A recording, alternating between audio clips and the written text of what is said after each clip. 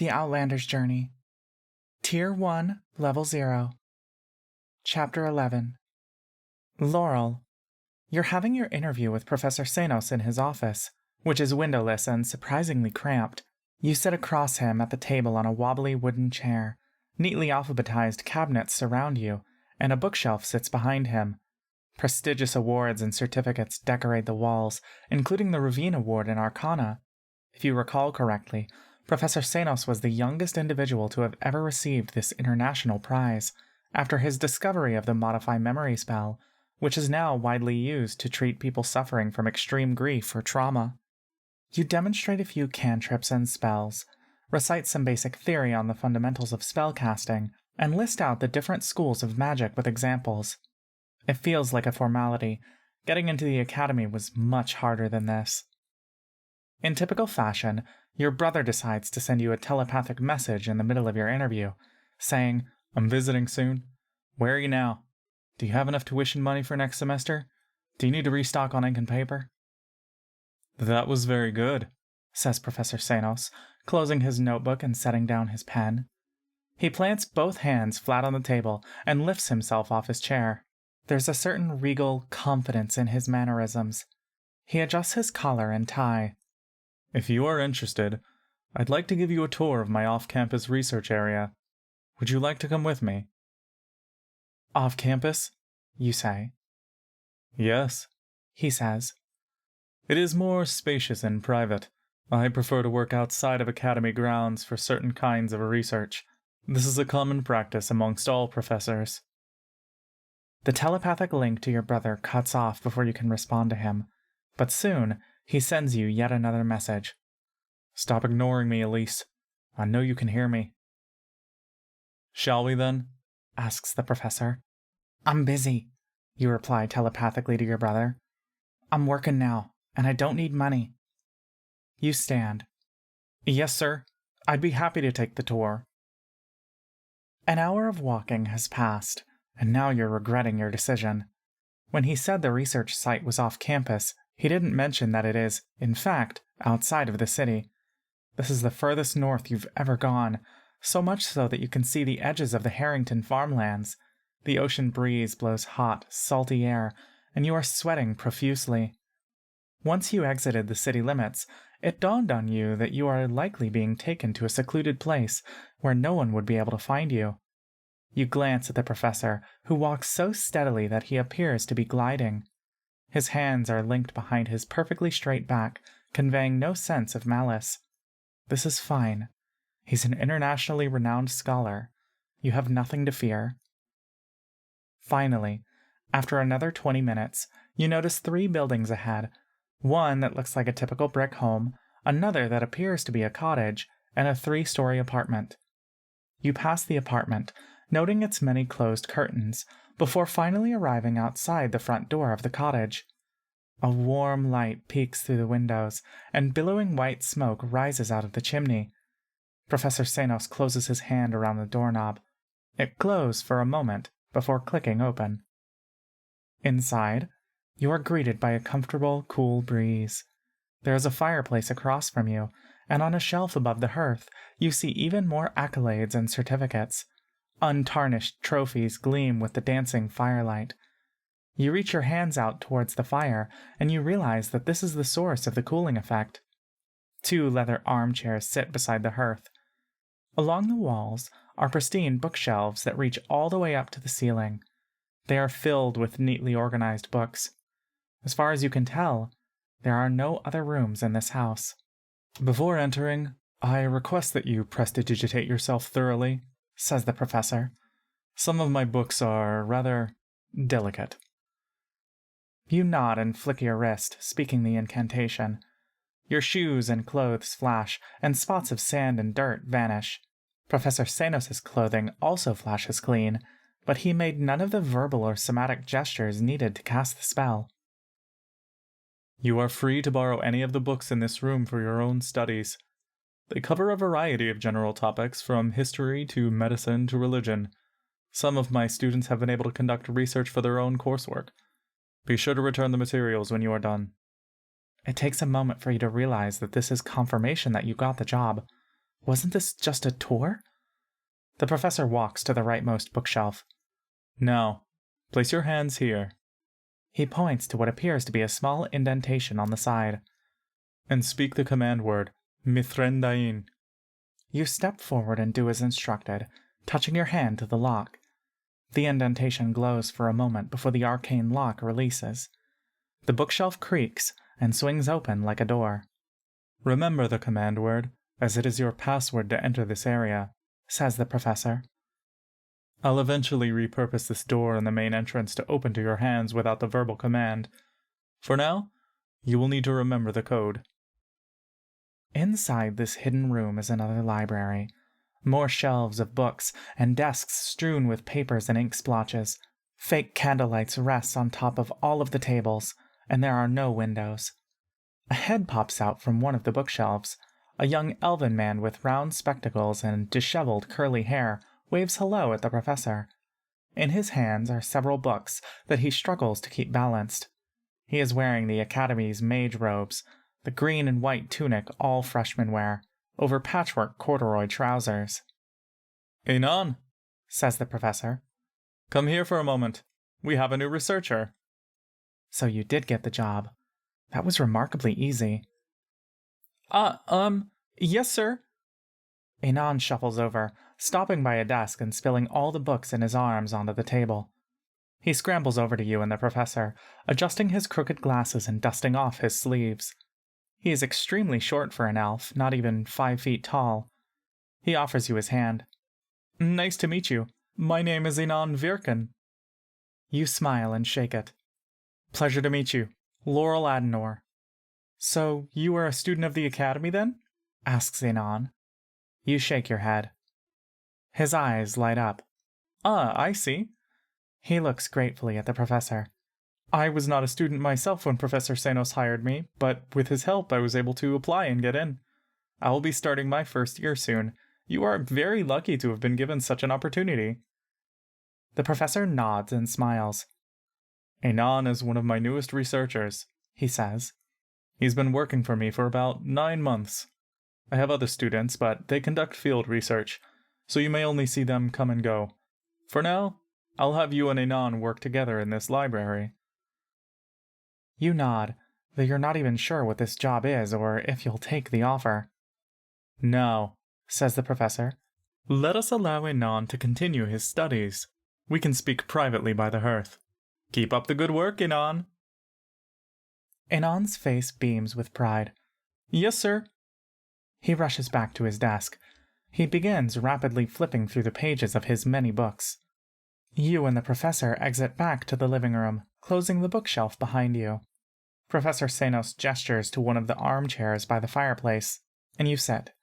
The seat is cold, but not in an uncomfortable way. It is firm and allows you to lean back while staying upright. The professor lowers himself into the other chair and extends his legs outward, crossing one over the other. He puts his elbows on the rests and folds his hands together. I apologize that I haven't been able to share what your scope of work will be, he says. Unfortunately, given the competitive nature of the institution, any discoveries that I or my students make can easily be snatched up by other faculty members. Some of my colleagues have implemented rather tyrannical rules to enforce the confidentiality of their work, but I hope to instill a sense of trust that goes both ways. I see, you say. It's not surprising that the same pressure and rivalry you felt with the other undergraduates at the Academy would extend to the faculty as well. Here, we are safe from any eavesdroppers or spies. He lifts a finger and whispers an incantation. A spectral hand appears and hovers over to a small folder tucked in the top shelf. It pulls out the papers and returns to the professor, dropping them onto his lap. He licks a finger and thumbs through the pages, and finally pulls out a small form. The spectral hand takes it and floats to you. It's some sort of contract, with a blank space at the bottom for a signature. The hand picks up a pen nearby and offers it over to you. You recognize some of the legal clauses, similar to the oaths of silence and academic integrity that you took when you enrolled in the school almost a year ago. Is the agreement bound by magic? He shakes his head. No. But this is what I would call the first step to building that trust between the two of us. You may read through it if you'd like, but in short, it is an agreement that you will not share with anyone what you have heard or discovered within these walls. This includes speaking about such matters with myself and Anon and any other students who work for me whenever you are outside of this building. Should you break this agreement, the consequences will be legal in nature, rather than magical. You scan the document. It is more or less legal jargon, a wordier version of what the professor just told you. "I'm sorry, sir," you say, "but I haven't yet decided if I want to take up this job yet. I only assumed this was a tour." The professor nods. "Certainly," he says. "I have yet to share with you the nature of your work should you accept the offer. However, even a brief description of my research will require secrecy. Should you sign this document, you are only agreeing to learn about my work, and to promise not to share it with anyone else. It does not mean you have agreed to work for me yet. That will be the next step." "I see," you nod. How enticing it is to learn about some secret research project in such a sudden manner. You uncap the pen, signing your name at the bottom. It's a fake identity anyway. You hand it back to the spectral hand, who carries it to the professor. "Very good," he says. "Normally, you would also be given an amulet of proof against detection and location, but I see you already have your own." He gives you a knowing smirk, gesturing towards your neck. You instinctively touch the chains. No one else has ever recognized it before, as you do your best to hide it underneath your clothing. Your heart quickens, and you force yourself to breathe steadily. Everything's fine. Even if the professor were to know of your amulet, there would be no way he could figure anything else out about you. Relax. Now, the professor claps his hands together. We can get started. Let me share with you what you will be working on, should you accept the offer. He folds your signed document and sets it down on the floor next to him. Like many faculty members at the Academy, we work very closely with both the local and national government to help with various projects that further social progress. He waves his hands dismissively as if this is a mundane detail. I am currently funded by the legislative body's Committee of Foreign Affairs to conduct some specialized research. Our findings carry a great deal of importance to our various diplomatic initiatives with our neighboring nations. Are you talking about the INA? You ask. Yes. As you very well know, recent legislation and the treaty with the independent nation of the Aarakocra have enabled New Everlon to expand our reach beyond the borders. Most of that outreach has been westwards, but there has been a growing interest in looking into the forest itself. I see. We have attempted to obtain permits to enter their land, not necessarily in any intrusive or malicious way, but more to strengthen our ties and partnerships with their citizens.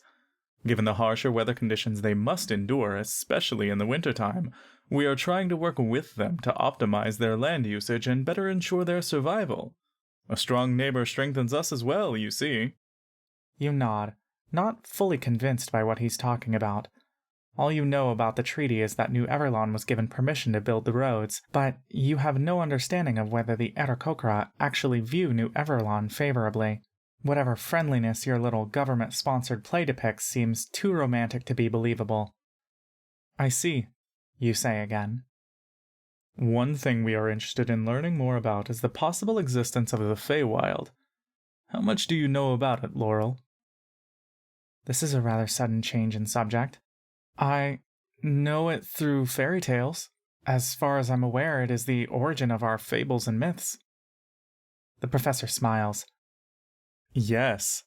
It seems this is the consensus of the general population, especially since we are relatively new to this land and to the art of the arcane. From what little information we have acquired, however, I, as well as the committee, have come to believe that all mythology has its origins in deeper truths. Perhaps the more devout followers of Corellon understand more than we initially assumed. The Feywild, as you know, exists as a parallel plane to ours. Where you find great cities in our world, the Feywild has built its own great civilizations made of gold. Where you find dense forests here, they will have vibrant, wildly entangled jungles in their world. You nod. The mythology sounds familiar. Bedtime stories you were told as a child, Parallel worlds connected via portals, creatures that thrive on trickery, talking animals, didactic little bedtime parables, the mysterious traveler. There is some speculation that entries to the Feywild are concentrated in certain parts of the INA. It is likely that the forest folk are aware of these portals but do not know how to control or manage them. Stories of their chaotic and unpredictable nature have been passed down through oral tradition, and the natives know to keep away. They also seem very apprehensive to reveal this knowledge to outsiders, but we've begun to acquire more information here and there. We call the type of magic linked to the Feywild wild magic. But is there actual evidence that the Feywild exists besides rumors? If there wasn't, then we would not have entire religious denominations dedicated to its study, visions from Corellon clerics of their supposed promised land. And certainly, my research would not be sponsored by a national committee. My team has also traveled to the peripheries of the INA and detected an especially dense presence of this chaotic energy in certain eastern regions. We've worked with some of the Arakocra officials to get as close as we can, but it becomes rather dangerous after a certain point. So, you have detected wild magic yourself, then? Yes, certainly, says the professor. And if I find you suitable for these kinds of expeditions, you may come along with me someday and you will see for yourself. You haven't traveled outside of the Blue Forest Mountain region before, have you? You shake your head. I believe this is an important journey for all magic users to take. The magic that is out there, it's something that all spellcasters can perceive. The mountain may be the source of our magic here, but in the forest and further out west, there seem to be different sources. Have you seen the Feywild with your own eyes? You ask. Unfortunately, I have not. However, I have witnessed wild magic. I can guarantee you that it is very real, very dangerous, but very powerful if it can be controlled. I see. Should you join us, you will be exploring the very frontiers of what we understand about magic and spellcasting, Laurel. I hope you find this opportunity as exciting as I do. What opportunities do you expect to find exactly? Don't we have powerful magic already? Well, says the professor. He sits up, uncrossing his legs and leaning forward. Consider this. Since the founding of this nation, we have believed our dominion to be limited to the proximity of these mountains. Our technology, though impressive as it is, may have a much higher threshold than we've ever imagined. If the myths we've told ourselves are true, then we elves have the potential to live for centuries in the presence of this new magic. We have the ability to go without sleep. We are not only discovering new magical abilities, but we are also unlocking the innate capacity of our own bodies. There are many things we simply do not understand yet, Laurel. We do not know how our mountains formed, know why there exists residuum deep inside. Our imagination has been far too narrow until now. You can sense the excitement in the professor's voice. If you'd been given this speech a year ago, you would have easily been swayed. But the world of magic, as you've come to understand, belongs to the elves, not to you. Perhaps you were momentarily enthralled when you applied for the academy as Olfine, a doe-eyed, half-elven woman, but when you got accepted, you immediately knew it under false pretenses. Nothing about your identity had been real, even the names you had written down for your family, so that nothing could be traced back to them. You knew such steps were necessary as a changeling living under the nose of an elven society, though you at least hoped it would be different when you entered this institution. But it only got worse. Every day, it felt as though thousands of eyes were watching you, scrutinizing your every move. The slang used by the elves, the body language, the customs. You were performing an act of pure mimicry. I see, you say again. You don't seem particularly excited by these prospects. Well, to me, speaking frankly, this all still seems disconnected. I still don't see the connection between discovering wild magic and this idea that we can live for centuries. This may be a sign of my young age, but I don't even know if I want to live for so long. The professor laughs. Perhaps I am showing my age for seeking longevity. Then, let me ask you, do you have any interest in magic to begin with?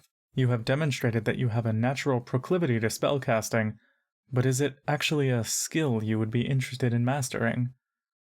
Once again, If asked this question a year ago, you would have enthusiastically answered yes. You once dreamed of inventing a brand new spell, becoming a master illusionist.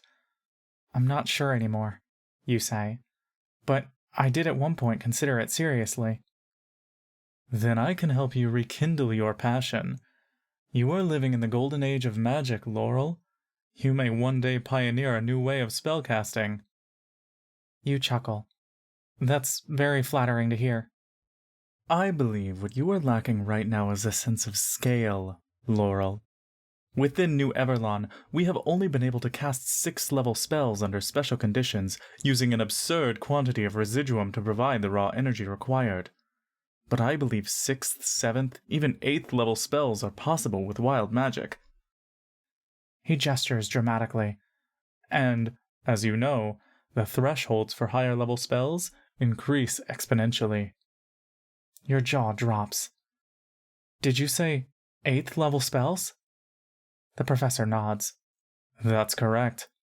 How is that even possible? What would that even look like? The professor laughs. Perhaps you will be the one to discover that if you work for me. Laurel, I hope you understand how grand the opportunity I am offering you is. You can't help but wonder why. Why you? The same thought that kept repeating in your mind when you first entered the academy. What if you fail again? You see the joy in the professor's anticipating gaze. Life is so funny. If you hadn't been expelled, you wouldn't have become an actor at the troupe, and you wouldn't have caught the attention of this unconventional professor. If you stuck it out at the academy, your horrible grades would have only kept you from getting noticed amongst the sea of better-performing classmates. Your parents will find out about your expulsion, sooner or later. Elothor is already sniffing around like an obedient dog. You need to come up with something, anything, that will let them know you're still career-minded and responsible as an adult. They've funneled so much money into your education, and there's no chance they would accept acting as an alternative pursuit. Despite all the eccentricities that you sense around the professor and his work, it's still undeniable that Xenos is still an eminent and putative name in academia. This is it. This is the real deal. So then, says the professor, you may have signed the agreement, but that does not mean you are obligated to work for me. You are under no pressure to take on this job at this very moment, but I hope that I was able to impress you with the nature of my work, in the same way that you impressed me. I have only one question, sir, you say. What was it about what I did, both on stage and in your office, that impressed you? You saw me perform a spell somewhat subtly, and now you're asking me to be your research assistant without knowing if I am any good at research. It's not as though I'm hired to be a spellcaster. For all you know, I'm completely illiterate. The professor chuckles. I am certain you are not illiterate, Laurel. You would not have been able to memorize lines in a play if you were. But your assessment of the situation does have some truth behind it. I have often been teased by my colleagues for my unusual means of hiring. Anon, did you notice anything peculiar about him? You wonder if this is in reference to Anon's short stature, but you shake your head. You are polite, I will give you that, the professor laughs. Anon is half gnomish, you see.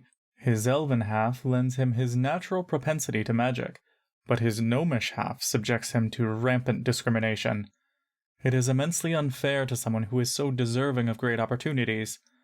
On my travels through Harrington, I caught him shooting magic missiles at an old scarecrow in the wheat fields. That he managed to teach himself magic was enough to get me curious. Once we got to speaking, well, let's just say I have a particular way to sense an individual's intellectual potential. I knew he would make a good addition to the team, and I have not been proven wrong yet. Let me put it this way. I would not have been hired to search for new magic beyond the borders of New Everlon if I didn't have an eye for such things. He smirks at you. You, as well. I know when I see talent. I know when I see intelligence. Does that answer your question? There's an absolute certainty behind the professor's words. It's different from receiving a standard, hackneyed letter of acceptance from the academy or a decent grade on an exam. You find it easier to believe him. Are you really that bad at magic? You failed the academy, but when you were a kid, you were better than all of your peers at basic cantrips. That natural inclination towards magic was always there and was always recognizable. Are you really that different from the academy students, minus the elven heritage? What did they have over you that didn't come with money and private tutors and elite secondary schools? The professor is a better teacher, a better resource than all of those things combined. You smile at him. Yes, it does, you say. If you take my offer, I will pair you with Anon, and the two of you can work together on smaller tasks for now. As with Anon, if you can prove your capabilities on the job, I will give you more and more challenging work, and eventually you can come with me to the INA. If you wish to attend the academy, I will pull the necessary strings to get you accepted. You nod. Maybe if you just work for the professor, you don't even need to go to school. It's only a degree, a piece of paper. You always did learn better in practice than sitting all day in a lecture hall. It wasn't until after you got expelled that you finally figured out how to cast prestidigitation the academy way. A school environment was never meant for you. Any papers I eventually publish, of course, if allowed by the council, have the potential to credit your name as well. As for your pay, you will be receiving a stipend of 30 gold per month, not including housing, which I will provide. There is a small apartment complex nearby that houses all of the other researchers. We passed it on the way here. You may live there, free of charge. 30 gold is almost 10 times your current pay at the theater troupe. You try to hide your shock. The pay, more than anything else, settles it. Of course, your recreational activities are yours to have. I do not monitor your hours. Your monthly pay is based on your contribution to our research. If you wish to continue performing for the theater, my only ask is that you not disclose what you discover to your theater company, since you signed the agreement. And if your commitment to the troupe causes you to produce what I consider unsatisfactory work, then we will speak further on such activities. For now, however, I have no issues with it as long as you can juggle your responsibilities well. You nod. Thank you so much. So I take it you are accepting then? Without hesitation, you say, "Yes, I am." Good. You have made the correct decision. Your career will only go up from here. You may be young, but this will be a defining moment in your life. When you look back on the paths you took to get to your final destination, I believe you will look back at this moment fondly. He speaks with such command and presence. It's hard not to be moved by his words. A spectral hand reappears, and it pulls out another sheet of paper from a folder, an offer letter, detailing your pay and responsibilities, and reiterating the secretive nature of the research. At the bottom is a blank spot for you to sign again. You take a pen and scribble your name. As you return the document, the professor stands, extending his hand to shake yours. Congratulations, he says. Welcome to the new frontier.